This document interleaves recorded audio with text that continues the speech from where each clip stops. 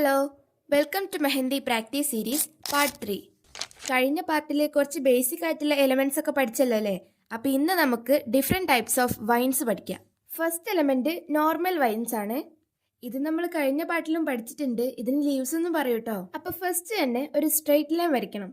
അതിനുശേഷം മുകളിലും താഴെയായിട്ട് ലീവ്സ് വരച്ചെടുക്കണം.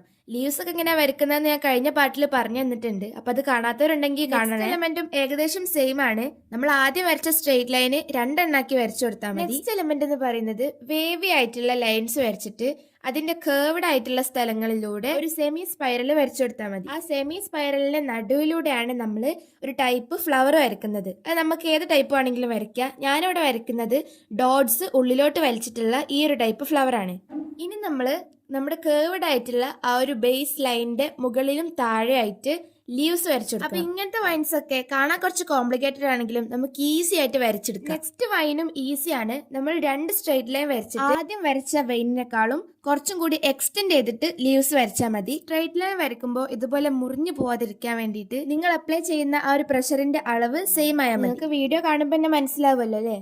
അപ്പൊ ഇന്നത്തെ എലമെന്റ്സ് ഒക്കെ സെറ്റ് അല്ലേ? ഇതിന്റെ ബാക്കി വീഡിയോ ഞാൻ അപ്ലോഡ് ചെയ്യുന്നതാണ്. ഫോളോ ചെയ്യാൻ മറക്കല്ലേ.